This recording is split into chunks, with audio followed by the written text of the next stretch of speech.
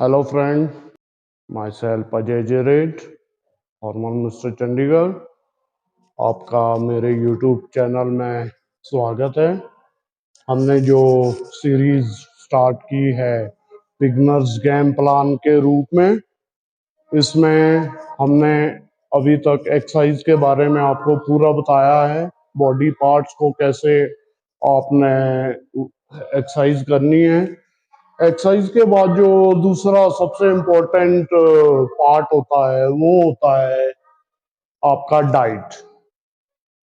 Diet के बारे में आज हम टॉक करेंगे। आज हम बताएंगे आपको कि क्या क्या डाइट, कैसे कैसे हम इसको लेनी है, कैसे आपने डाइट को स्प्लिट करके इसको क्या क्या इसके महत्व है, इसके बारे में हम बात करेंगे। उससे पहले मेरी एक हम्बल रिक्वेस्ट रहेगी आपसे कि मेरे यूट्यूब चैनल को सब्सक्राइब, लाइक और शेयर जरूर कीजिएगा। जितना से ज़्यादा ये यूट्यूब चैनल मेरा शेयर, लाइक और सब्सक्राइब करेंगे आप, उतना ही ये लोगों तक ये जानकारी पहुंचेगी। तो हम बात कर रहे थे डाइट की। तो डाइट के लिए हमारे को तीन जो अहम हिस्से होते हैं वो तो होते हैं प्रोटीन, कार्बोहाइड्रेट और फैट्स, वसा। इसके अलावा जो तीन और हिडन जो छुपे तत्व पाए जाते हैं वो होते हैं आपका विटामिन्स, मिनरल और वाटर। ये छह तत्व जो है इस पर हम बहस करेंगे कि कैसे कैसे आपने किस किस चीज से कैसे कैसे लेना है। तो सबसे पहले बात करेंगे हम प्रोटीन की। प्रोटीन आपको पता है, प्रोटीन से ही हमारी मसल डेवलप होती है। मसल को डेवलप करने के लिए आपको प्रोटीन की बहुत सारी आवश्यकता होती है। लेकिन प्रोटीन कहाँ से लेना है, कैसे लेना है, वो मैं वीडियो के एंड में चार्ट में भी बताऊंगा आपको, इसमें डिस्प्ले करूंगा। प्रोटीन जो बॉडी में इसको डिवाइड होके ये अमीनो एसिड बनते हैं। लगभग 16 किस्म के अमीनो एसिड हमारे शरीर को बिल्डअप करने के लिए जरूरी होते हैं। इनमें से कुछ अमीनो एसिड हमारी बॉडी जो है जनरेट करती है, अंदर से प्रोड्यूस कर देती है, लेकिन बहुत सारे ऐसे अमीनो एसिड भी होते हैं जो कि हमारे को खान पान या वनस्पति या मांस वगैरह से लेने पड़ते हैं। तो इस चीज को आप समझिए। और प्रोटीन अब कैसे लेना है, जैसे मैं प्रोटीन की बात करूंगा तो प्रोटीन जो सोयाबीन होता है वो सबसे रिच सोर्स ऑफ प्रोटीन है। पर 100 ग्राम में सोयाबीन में कम से कम 42 ग्राम हमारे को प्रोटीन मिलता है। लेकिन उसका जो बॉडी उसको जो उसकी उपयोगिता लाती है, शरीर जो उसको कंज्यूम यूज करता है, वो सिर्फ 65% यूज कर पाता है। जबकि एग होता है, एग को हमारे को एग से 12 ग्राम प्रोटीन मिलता है, लेकिन बॉडी उसको 95% तक यूज कर सकती है। तो इसलिए अंडा जो है वो सबसे अच्छा सोर्स माना गया है प्रोटीन का। तो इसके बाकी जो इसके किन किन तत्वों से हमारे को क्या क्या प्रोटीन कितना कितना मिलता है वो मैं आपको लिस्ट प्ले आउट करूंगा लास्ट में। लेकिन उससे पहले अंडा मीट और मछली हो गया, दूध हो गया, ये चीजें रिच प्रोटीन है। इससे हमारे को बहुत सारा प्रोटीन मिलता है। प्रोटीन के बाद जो अगला तत्व होता है, पदार्थ होता है, वो है कार्बोहाइड्रेट। कार्बोहाइड्रेट एनर्जी के लिए हमारे को चाहिए होता है। हम जिम में जितना भी वर्कआउट करते हैं या आम जीवन में जो भी वर्कआउट करते हैं उसके लिए एनर्जी चाहिए होती है, और एनर्जी मिलती है हमारे को कार्बोहाइड्रेट से।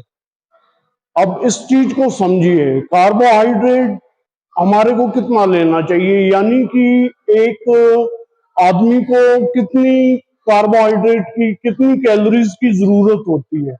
इसको हम यूं समझेंगे, एक जो प्रोटीन और कार्बोहाइड्रेट 1 ग्राम होता है, वो प्रोड्यूस करता है 4 ग्राम कैलोरीज, जबकि फैट प्रोड्यूस करती है 9 ग्राम कैलोरीज।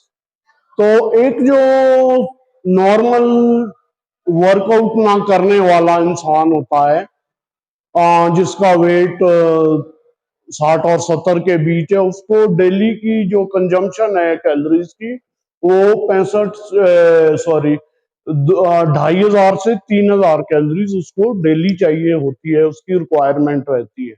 लेकिन इसके बाद एक जो वर्कआउट करने वाला आदमी है, वर्कआउट करने वाला एक स्टूडेंट है, उसको कैलोरीज की ज्यादा जरूरत रहेगी, यानी कि आप इसमें ऐड कर लीजिए 1,000 कैलोरीज। तो इसका मतलब हुआ 3,500 से 4,000 कैलोरीज आपको पर डे चाहिए ही होती है, जिनको आपने कंज्यूम करना होता है। कार्बोहाइड्रेट आपको पता है, कार्बन, हाइड्रोजन और ऑक्सीजन के अणु से बना होता है। ये भिन्न भिन्न रूप में काम करता है। इसको हमने कैसे, किस पदार्थ से कितनी कैलोरीज लेनी है, वो मैं आपको आगे वीडियो के एंड में आपको चार्ट डिस्प्ले करके बता दूं। कार्बोहाइड्रेट हमारे जो हम खाना खाते हैं, जो कार्बोहाइड्रेट लेते हैं, वो ग्लूकोज में तब्दील हो जाता है और ग्लूकोज ही हमारी रक्त नलियों में बहता है।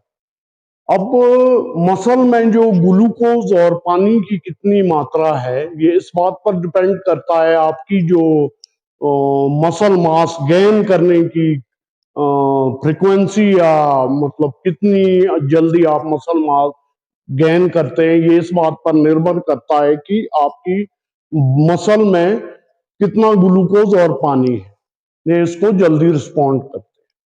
हमारा जो तीसरा कंटेंट है वो है फैट, यानी वसा। वसा भी हाइड्रोजन, कार्बन और ऑक्सीजन से मिलकर इसके अणु से इसका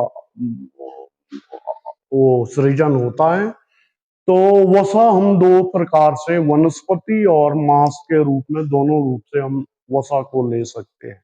वसा का क्या काम है? वसा हमारे जो अवयव है, अंग है, उनको जल्दी वो नहीं होने देती, उसकी एनर्जी खत्म नहीं होने देती। जहां पर जैसे सर्दियों में हमारे जो प्रतिरोधक का काम करती है वसा, तो वसा का होना भी शरीर में जरूरी है। अब क्वेश्चन उठता है कि फैट की रिक्वायरमेंट एक बॉडी के लिए कितनी जरूरी है, कितने परसेंट हमारे को फैट लेना चाहिए। तो एक जो नॉर्मल आदमी है, एक जो बॉडी बिल्डिंग करने वाला स्टूडेंट है, उसके लिए कम से कम 25 से 35 ग्राम फैट की जरूरत डेली रिक्वायरमेंट होती है। फैट दो रूप में हम लेते हैं। इसका एक घुलनशील होती है, पानी में जो घुलती है, और दूसरी फैट होती है जो पानी में नहीं घुलती है। इनमें जो पानी में घुलती है वो हम यूरिन के थ्रू इसको बॉडी से बाहर निकाल देते हैं, तो इसकी इकट्ठा होने की कोई वो नहीं रहती है। लेकिन जो अघुलनशील फैट होती है, उसके लिए आपको रिक्वायरमेंट इसको कम से कम लेने की आपको जरूरत पड़ती है, जो हमारे शरीर में जमा हो जाती है। अगला जो कंटेंट है वो है हमारा विटामिन। वैसे विटामिन का बॉडी बिल्डिंग से कोई काम नहीं है। विटामिन हमारे को ना एनर्जी देता है, ना ही इससे हमारा मसल गेन होता है, लेकिन उसके बावजूद vitamin are very essential to our body.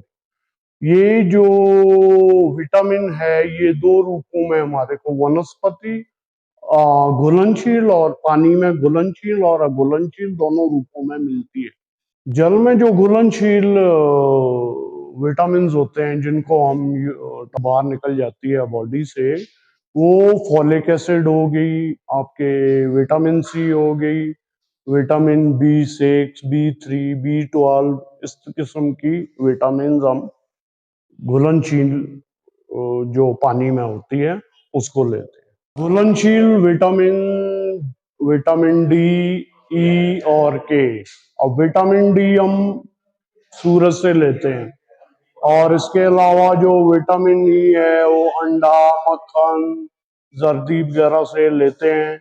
और विटामिन के हो गया जो फल सब्जियों से, वेजिटेबल से विटामिन के लिए ये अंडे हो गए, दूध हो गया, मक्खन हो गया, इन चीजों से विटामिन के हम ले सकते हैं। अगला हमारा जो कंटेंट आएगा वो आएगा खनिज यानी कि मिनरल। मिनरल हमारे को पानी और जमीन से जो चीजें उगती है उनमें, वनस्पति में बहुत आया मिनरल अपने आप में प्रकृति ने इसमें मिला के रखे हैं। ये चीजें हैं मिनरल, मतलब जैसे कार्बोहाइड्रेट, मैग्नीशियम, पोटाशियम, कैल्शियम, इस तरह की चीजें जो मिनरल के रूप में हम लेते हैं।